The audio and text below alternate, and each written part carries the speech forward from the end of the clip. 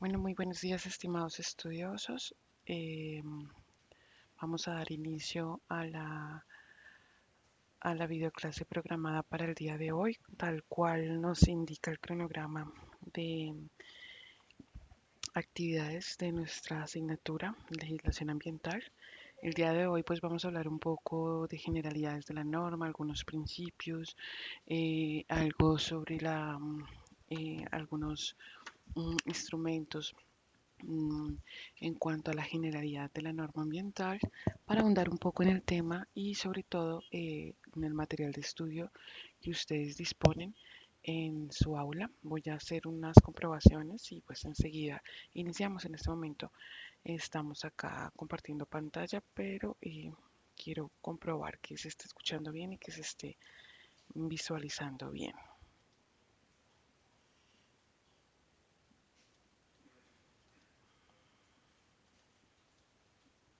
Perfecto. A ver, perfecto. Ok. Bueno, nuevamente les doy la bienvenida. Para aquellos que no podamos encontrarnos de manera sincrónica, como siempre le hemos dicho, siempre cuando existan dudas sobre la videoclase, por favor, no duden en consultarlo vía correo electrónico, vía WhatsApp o cualquier canal que tengamos de forma institucional para comunicarnos. Bueno, pues sin más, vamos a empezar a hablar de generalidades de la norma. Para ello, pues tengo estas presentaciones em, en donde vamos a iniciar con definiendo en qué es el medio ambiente. Como dice la diapositiva, la presentación, el medio ambiente es un sistema que está formado por todos los elementos naturales y todos los elementos artificiales y están interrelacionados y son modificados mediante la acción humana, ¿no? Se trata del entorno que condiciona la forma de la vida en la sociedad y que incluye unos valores tanto naturales como sociales y culturales que existen en un lugar y en un momento determinado. Estos valores que estamos hablando aquí son bastante importantes dentro del derecho ambiental. Fíjense cómo hablamos de valores naturales, ¿bien?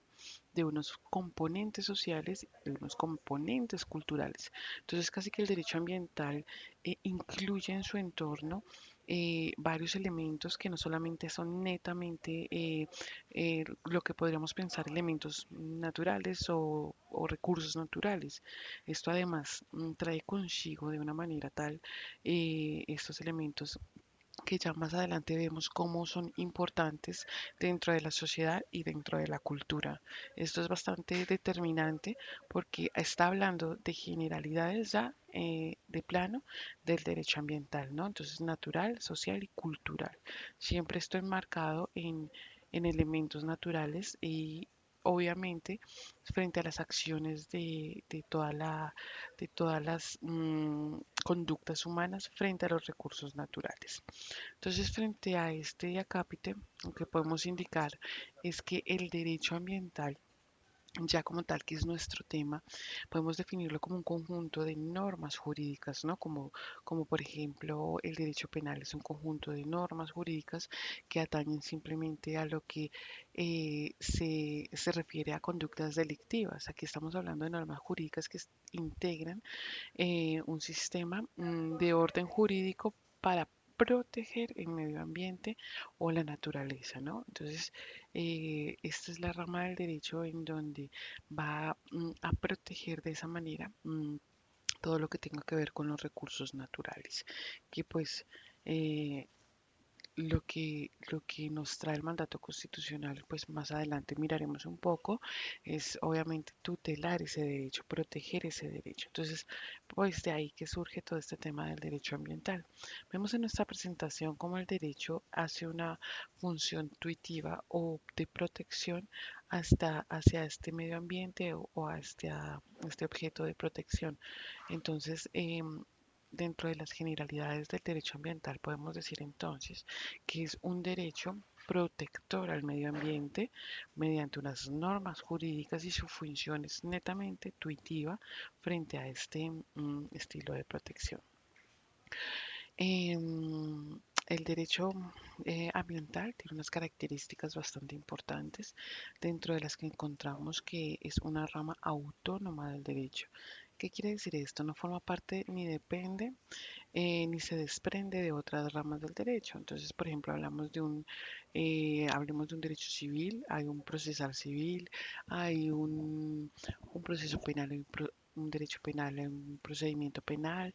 Digamos que el derecho ambiental surge de una manera autónoma y protectora, de manera independiente, no depende ni del civil, no depende ni del administrativo, no depende ni del laboral, sino es autónomo dentro de su regulación, ¿bien? Podemos decir igual que es un derecho transnacional, evidentemente, por, eh, por lo que protege. Estamos hablando que el derecho o el medio ambiente un, es un bien común.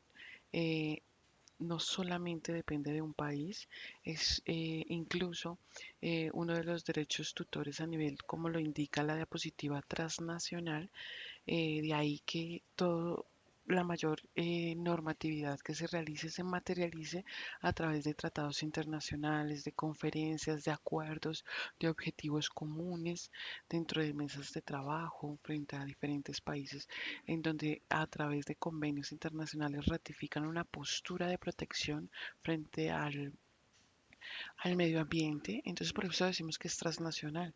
Ahora que veamos, por ejemplo, los principios y los objetivos, vamos a ver cómo se materializa ese derecho transnacional. No podemos cegarnos y sesgar la idea de que el derecho solamente nos compete de de manera única en Colombia, ni mucho menos independientes y cada uno dentro de su país, ¿no? Porque pues el daño ambiental pues trasciende absolutamente todos. Es un derecho además colectivo, lo que indicaba hace poco, no afecta de manera individualizada. Podemos ver en varios ejemplos, en emergencias, por ejemplo, del aire, del agua, etcétera. No es a una persona, a dos personas. Estamos hablando de que las afectaciones que se causan frente a este tema son realmente eh, de colectivas y es hacia un grupo o un colectivo de personas, de regiones, de sociedades, de países e incluso a nivel mundial. Podemos afirmar que es un derecho, aunque autónomo, es interdisciplinario, ¿no? Entonces, aquí podemos citar el ejemplo cuando hablamos de responsabilidades. Podemos hablamos de responsabilidad administrativa, responsabilidad civil, responsabilidad penal, inclusive porque hay delitos penales. Entonces, sí que trabaja de la mano no solamente con otras ramas del derecho en cuanto a las responsabilidades, sino hablamos de químicos, hablamos de ingenieros forestales, hablamos de todas estas disciplinas que tienen que ver con suelos, con aguas, con con todo lo que tiene que ver con los recursos naturales. Entonces, las disciplinas son varias y vastas frente a este tema del derecho ambiental. Y este es absolutamente importante que lo tengan en cuenta. Es un derecho de naturaleza dinámica. ¿Qué quiere decir esto? Que cambia con el tiempo, que se renueva con el tiempo. Yo creo que dentro del derecho es uno de los que casi a diario están o modificando, adicionando, derogando, creando norma nueva, porque pues es un derecho relativamente nuevo. Por tanto, se supone, el derecho en sí es dinámico, pero el derecho ambiental casi que supone una actualización diaria y frente a las metas, frente a los retos, porque pues así es la naturaleza, es dinámica, cambia con el tiempo. Entonces, asimismo están estas protecciones que se le dan para tutelar ese derecho que es el derecho medioambiental.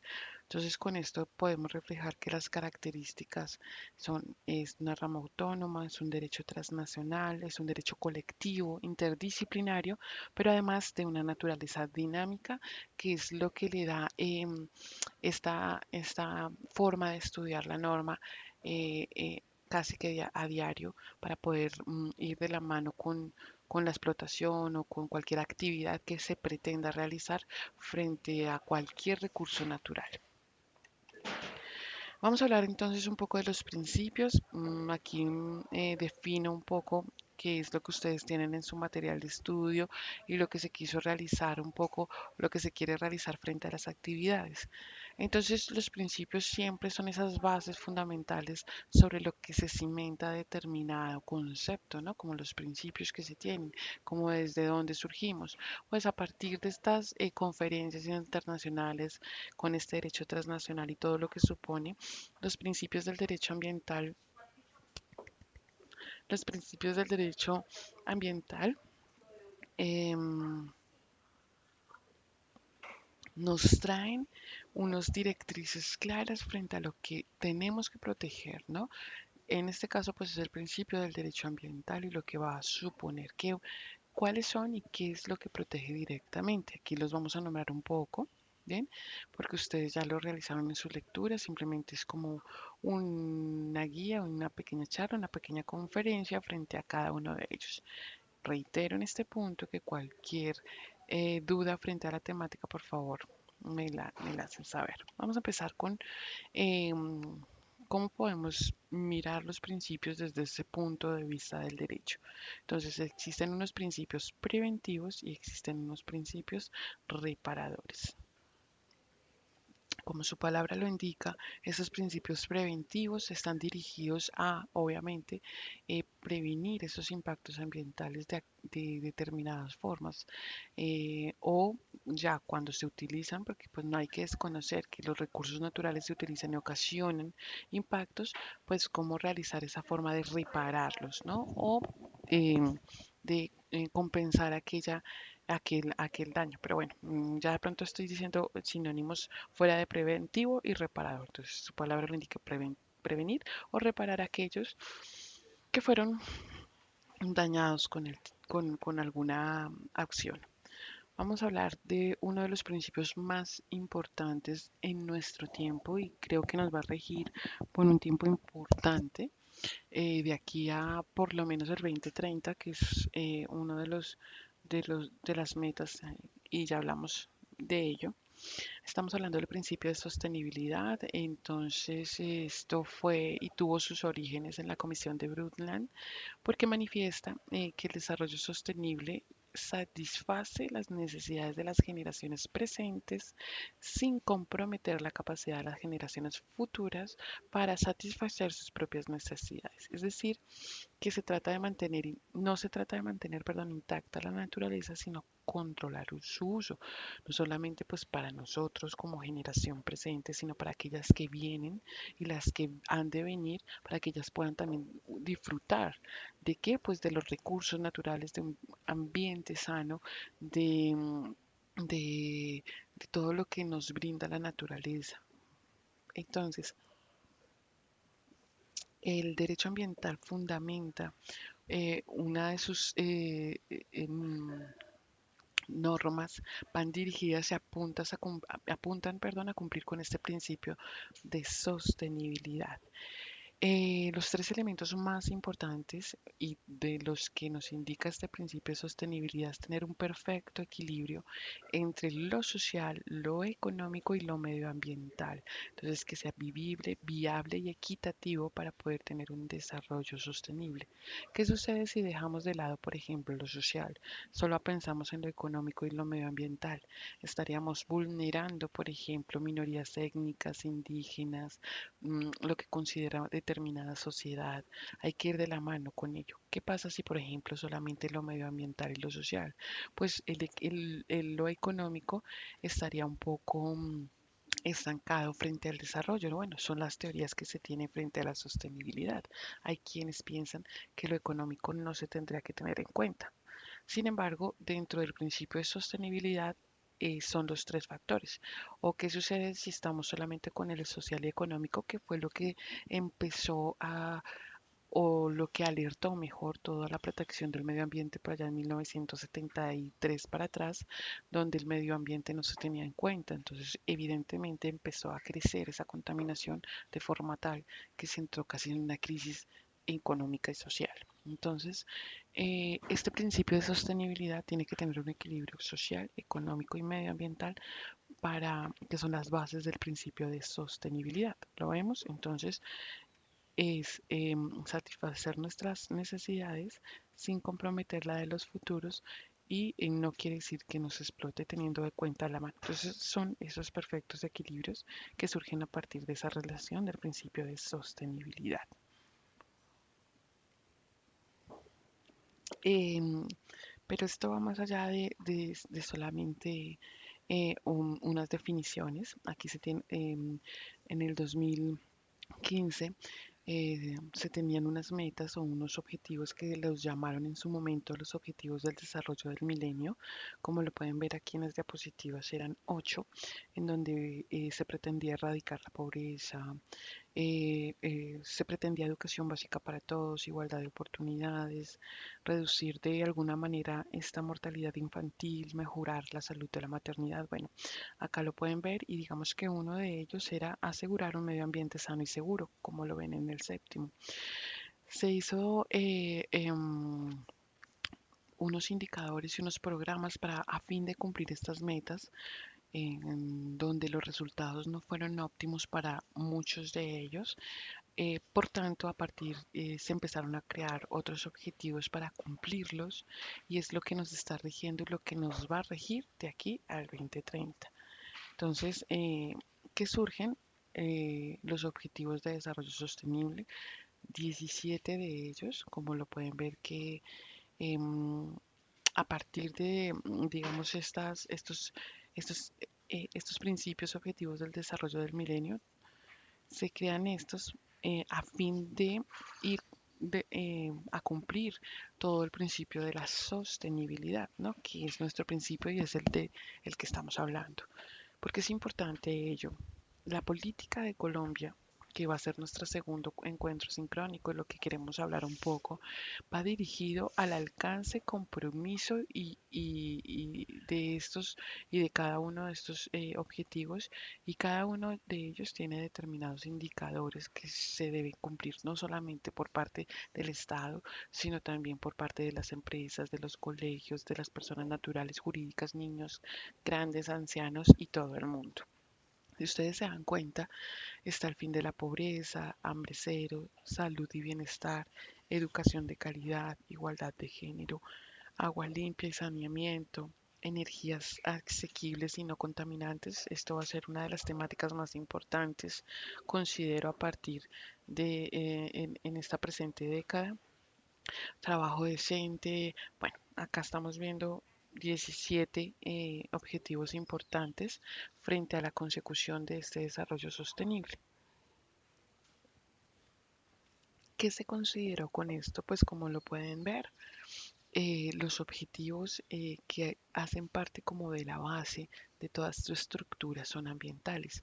Si recuerdan, aquí les había comentado que en los objetivos de desarrollo del milenio solamente existía uno de los que pues indicaban la protección del medio ambiente.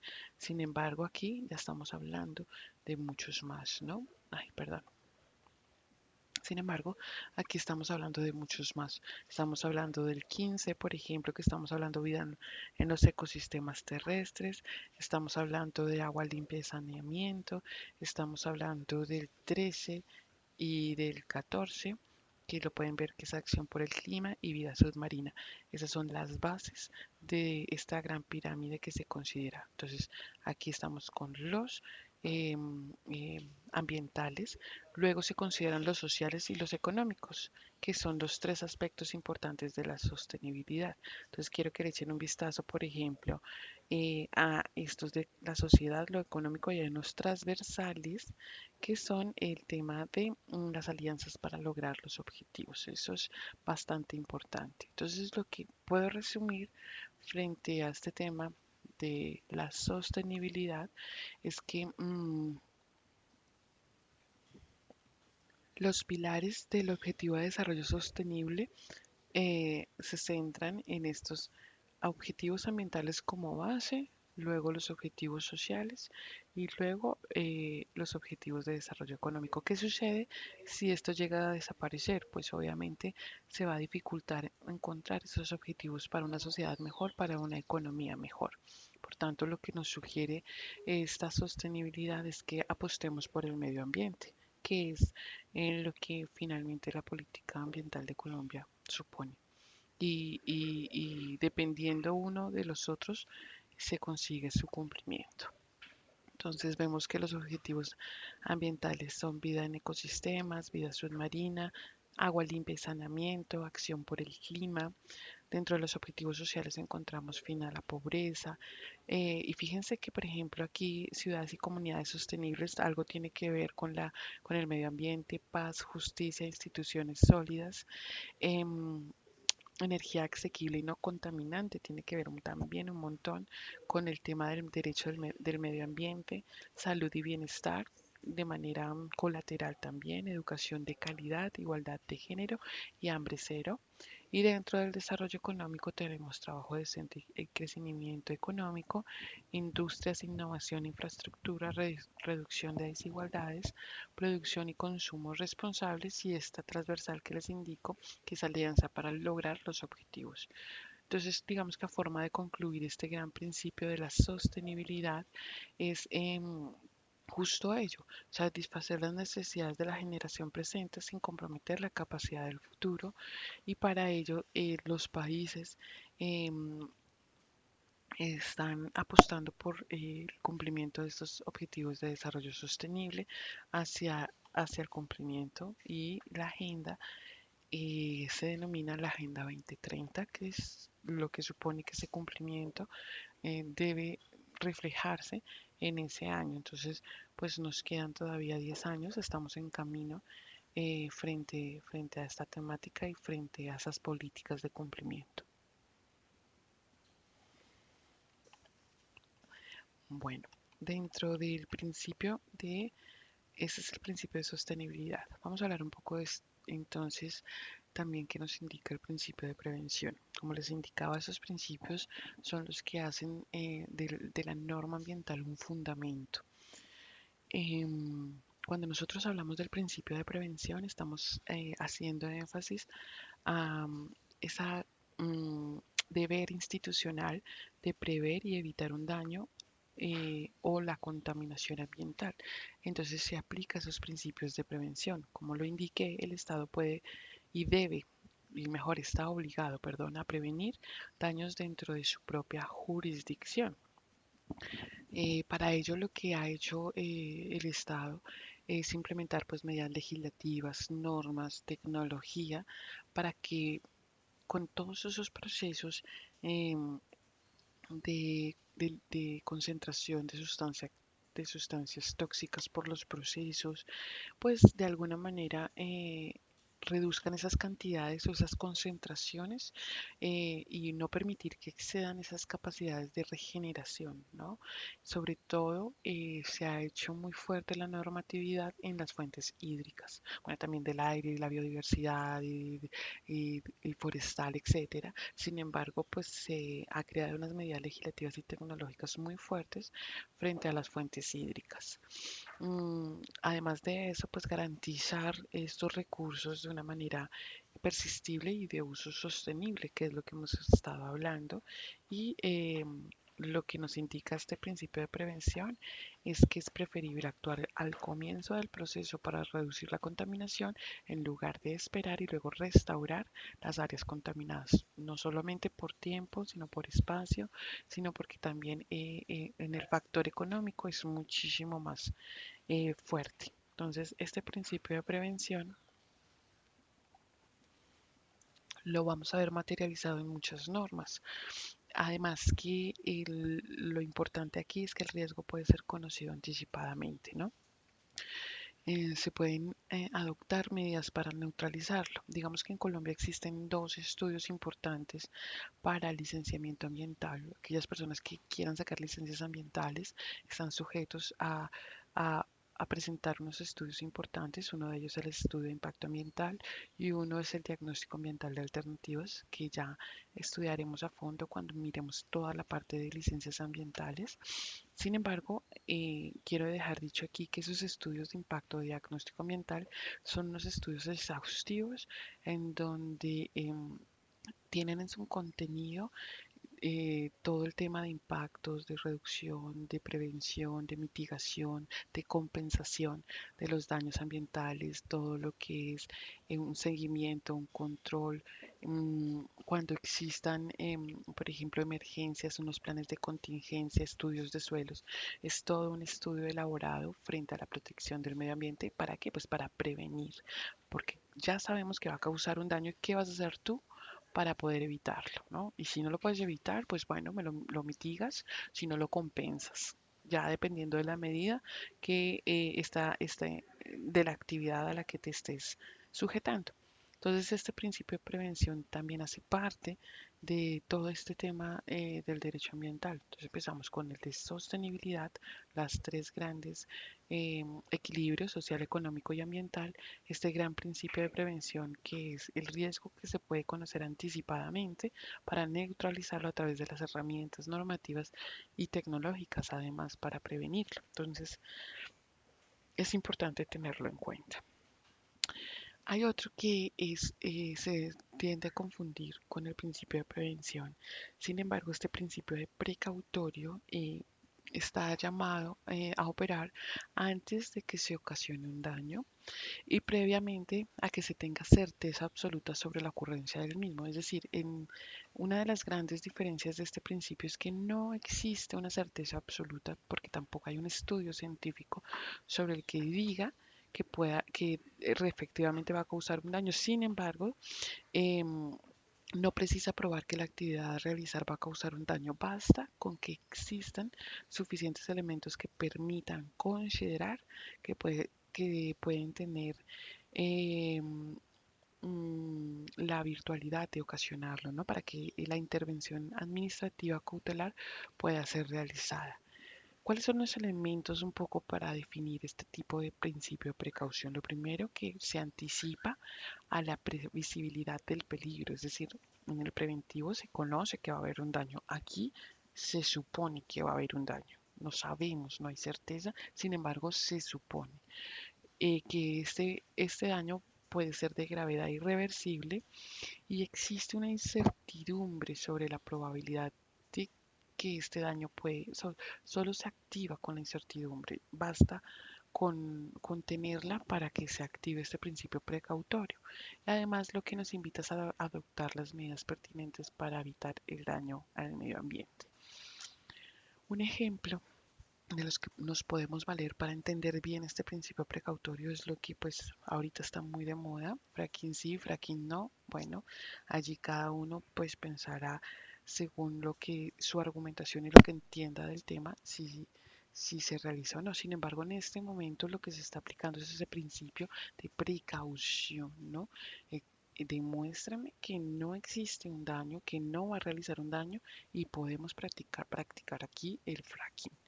Eso es lo que de momento pues está ahí sobre la mesa. Puede que mañana mismo pueda que digan que sí. ¿Qué pasa y qué es lo que se ha analizado desde diferentes puntos de vista? El fracking en Colombia, eh, los riesgos para el medio ambiente y la salud son mucho más altos que en los países desarrollados por dos factores importantes. Uno, pues lo que se evidencia es la debilidad técnica y operacional de las autoridades ambientales mineras, es decir, no existe una investigación ardua sobre el tema o no por lo menos se presenta un conocimiento científico y técnico sobre los territorios. Esto lo ha dicho la Contraloría en sus diferentes informes. Sin embargo, pues existen otros quienes piensan que sí, que efectivamente aquí se puede realizar, que con unas buenas prácticas no se va a realizar daños al medio ambiente, que es absolutamente necesario porque de aquí a un tiempo no se va a tener ni petróleo, ni gas, ni etcétera, por cuanto hay que realizar esta práctica para poder tener y suministrar este importante recurso natural. Entonces, ahí queda servido. Este es uno de los temas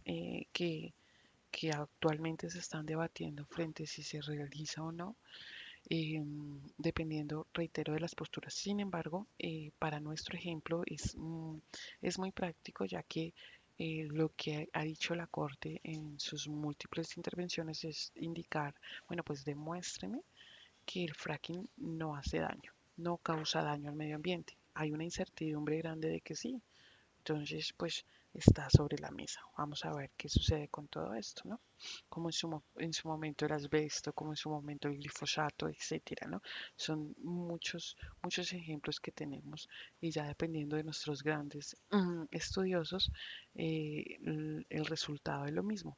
A lo que voy yo es como a contextualizar este principio de precaución, que es diferente al de prevención.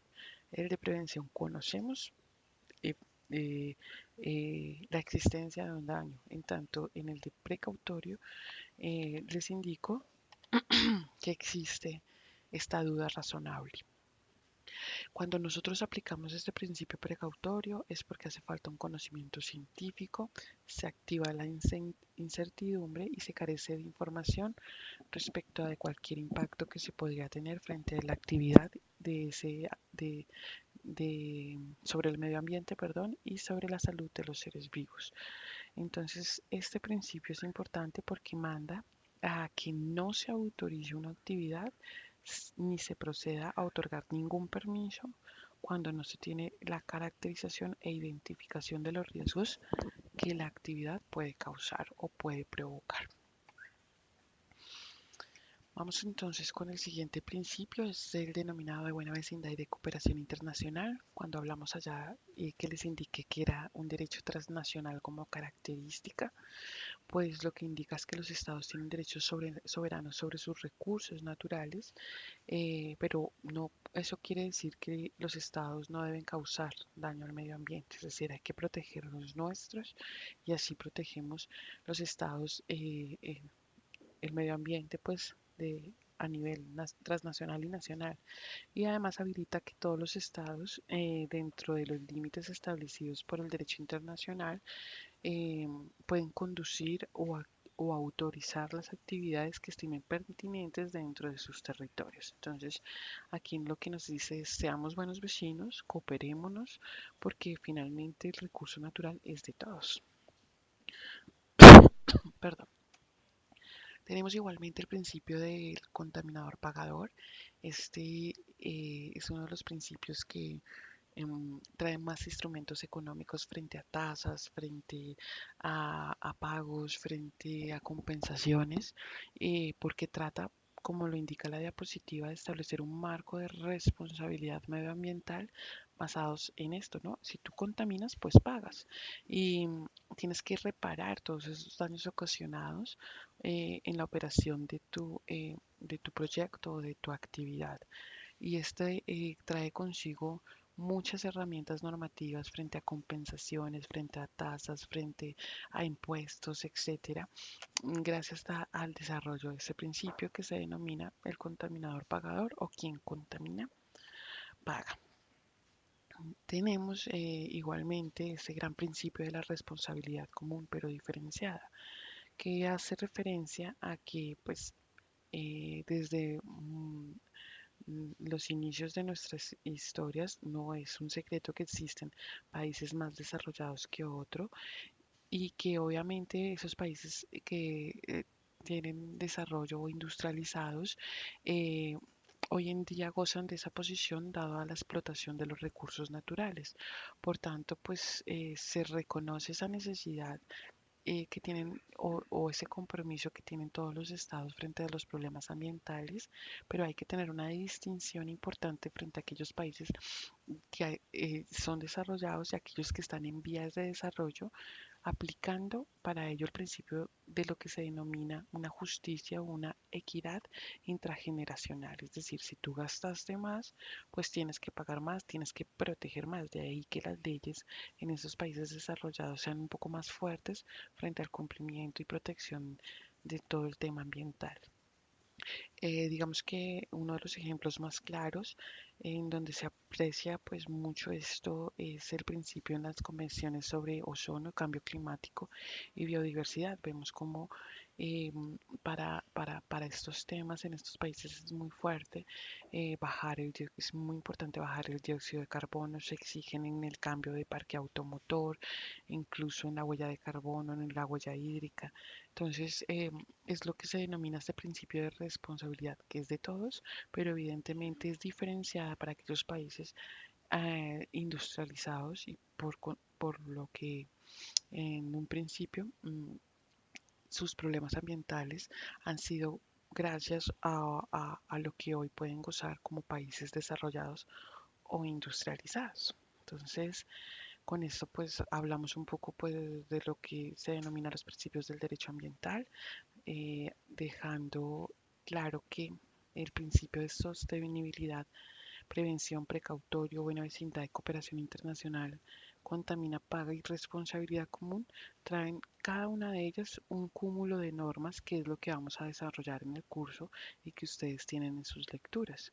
Entonces, dejando claro pues que el derecho ambiental hace parte de toda esa normatividad jurídica para ser tutora del derecho ambiental bajo unos principios de sostenibilidad. Fíjense cómo estos principios nos llevan hacia unos compromisos ambientales y normativos, no solamente de nuestra generación, sino la futura, y nos invita a aplicar cada uno de estos principios de manera detallada. Entonces, mm, dejando con esto pues, un comienzo, eh, y a partir de aquí se empiezan a desarrollar todas las normatividades y toda la política ambiental sobre estos grandes principios y sobre obviamente unos instrumentos em, instrumentos ambientales que ustedes también tienen dentro de sus lecturas. Entonces les invito que lean dentro de el aula. Tenemos unas lecturas sobre instrumentos de regulación directa, de planificación y administración, unos instrumentos económicos y unos instrumentos de investigación científica y educación,